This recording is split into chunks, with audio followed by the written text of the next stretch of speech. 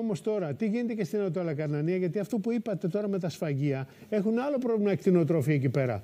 Έχουμε παρακαλέσει τον Γιώργο τον Καλιακμάνη να μας δώσει ρεπορτάζ που είναι με κτηνοτρόφους. Γιώργο, τους στέλνουν σε διαφορετικά σφαγεία και ανεβαίνει έτσι η τιμή. Δεν μπορούν να μιλήσουν όλοι αυτοί οι κύριοι. Δώσε μας το ρεπορτάζ. Ναι.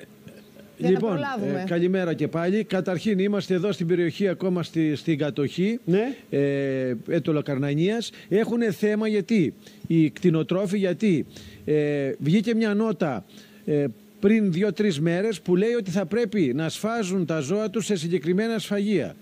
Υπάρχει ζήτημα σε αυτό, θα σας τα πει ο κύριος Τριανταφυλάκης ο Γιάννης, είναι ο δήμαρχος Ξηρομέρου, καθώς και οι κτηνοτρόφοι που είναι μαζί μας. Ναι. Κύριε Δήμαρχε, γιατί αυξάνει το κόστος, πρέπει να πάνε σε συγκεκριμένα σφαγεία? Πολύ για το βήμα. Δημιουργούνται ουσιαστικά μονοπωλιακή τάση. Οι κτηνοτρόφοι διαμαρτύρονται για την περιοχή. Είναι ένα ακόμα πλήγμα στον κτηνοτροφικό κόσμο της περιοχής, που πραγματικά τα τελευταία χρόνια ταλανίζεται από πολλά προβλήματα. Θεωρώ ότι η περιοχή του Δήμου μας, του Δήμου Ξηρομέρου, θα πρέπει να μείνει εκτός αυτού του περιορισμού και να δώσει τη δυνατότητα στους κτηνοτρόφους, έχοντας κάνει τον προγραμματισμό τους εδώ και αρκετό καιρό, να πάνε στα σφαγεία της επιλογής τους, γιατί το κρούσμα που είχαμε ευλογιάς στην περιοχή της Ναυπάκτου δεν επηρεάζει το Δήμο Ξηρομέρου. Άρα σε άλλα σφαγεία θα σφάξεις πιο φθηνά και σε άλλα θα σφάξεις πιο ακριβά. Γιατί ανεβαίνει η τιμή? Δεν το έχω καταλάβει. Λόγω της ζωονόσου. Ουσιαστικά δημιουργεί μονοπωλιακής, λόγω των ζωονόσων, δημιουργεί ένα μονοπόλιο και μπορεί ως σφαγέας να ρυθμίσει τις τιμές με την έννοια ότι δεν υπάρχει περιορισμός στο τι τιμή πρέπει να δώσει, και δημιουργούνται και πιέσεις στους κτηνοτρόφους, αλλά αργότερα και πιέσεις στην αγορά στους καταναλωτές. Αν μου επιτρέπετε, δημιουργείται μονοπόλιο γιατί, αφού σου λέει να σφάξεις μόνο σε συγκεκριμένο σφαγείο, δεν μπορείς να παζαρέψεις την τιμή. Ένα αυτό, και καταρχήν υπάρχει ζήτημα και την απόσταση. Δεν μπορεί να στέλνει από το Ξηρόμερο στο Αγρίνιο να σφάζουν τα ζώα τους. Είναι μακρινή η απόσταση. Αφού υπάρχουν σφαγεία εδώ κοντά. Άρα αυτό δεν βοηθάει στη μη διάδοση του ιού. Να σας τα πει και λίγο ο κύριος Πάνος, ο οποίος είναι κτηνοτρόφος. Βεβαίως. Ελάτε κύριε Πάνο, σύντομα αν μπορείτε. Καλημέρα σας. Καλημέρα. Ναι.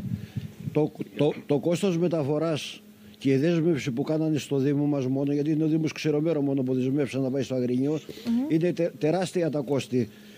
Ένα αγροτικό για να πάει στο Αγρίνιο θέλει 30 ευρώ. Τώρα πότε θα τελειώσει? Όταν μείνουν τα πράγματα ανάρμεγα, όταν τελειώσει μέσα η σφαγή και τέτοια, και πότε θα τελειώσει και ποια μέρα, και μείνουν τα πράγματα ανάρμεγα, έχουμε μείωση στο γάλα, έχουμε μείωση στις ζωοτροφές, έχουμε μείωση παντού δηλαδή. Ο κόσμος είναι ελάχιστοι που έχουμε τα πράγματα και δεν έχουμε οικογενειακό περιβάλλον μεγάλο. Σωστά. Για να τα μαζέψουν οι άλλοι. Τι θα κάνουμε? Κύριε Πάνο, πόσο κοστίζει, πόσα θα πουλήσετε εσείς φέτος? Εμείς αυτή τη στιγμή είναι 10 ευρώ. Πόσο? 10 ευρώ. 9,5 με 10.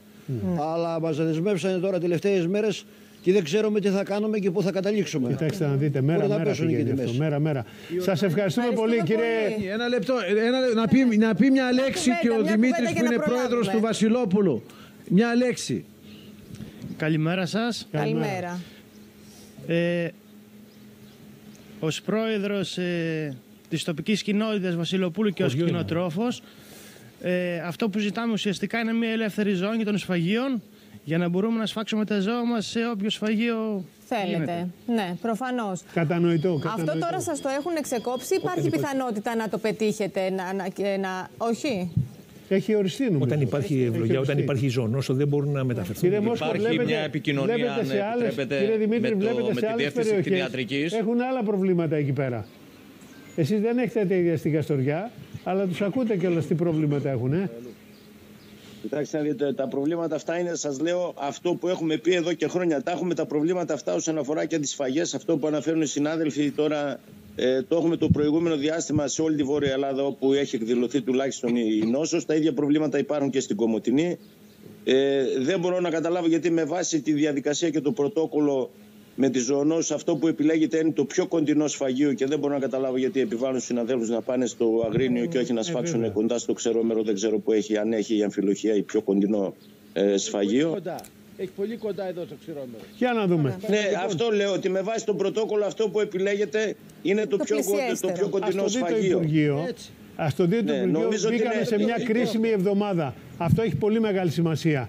Ευχαριστούμε τον Γιώργο τον Καλιακμάνη και τους εκπροσώπους εκεί πέρα των κτηνοτρόφων. Κυρία Κεσίδη, θα τα ξαναπούμε. Άρχισε η μάχη τώρα. Μέρα-μέρα θα πάμε. Μια κουβέντα μόνο μπορώ να έχω. Ναι, πολύ γρήγορα. Από το δικό σας το ρεπορτάζ, τι ανακαλύψαμε σήμερα? Περίπου 10 εκτινοτρόφοι. Έτσι τυχαίες τιμές λέμε. Ναι. 1 ευρώ με 1,20 έχει όλη η διαδικασία του σφακτικού. Πηγαίνουμε στο 11,20. Βάλτε το ΦΠΑ και βάλτε και το παράδειγμα έτοιμο, κύριε Κεσίδη, ναι. Πιάσαμε 12,5 από τον έμπορο. 12,5 από τον έμπορο έχουμε φτάσει στα 18 ευρώ. Αυτό ας το σκεφτεί το Υπουργείο Ανάπτυξης που θα αποφασίσει σήμερα για να ξέρει τι θα κάνει ο κόσμος. Εμείς κάνουμε μια πρώτη καταγραφή. Μην προκαταλάβουμε την αγορά. Μέρες και θα το παρακολουθούμε. Σημασία έχει πώς θα μπουν τα σούπερ μάρκετ στην αγορά. Ευχαριστούμε πάρα πολύ. Κύριε Μόσκο, ευχαριστούμε και εσάς. Καλημέρα στην Καστοριά την παγωμένη. Λοιπόν, τώρα, ωραία τα συζητάμε αυτά τα πράγματα. Ότι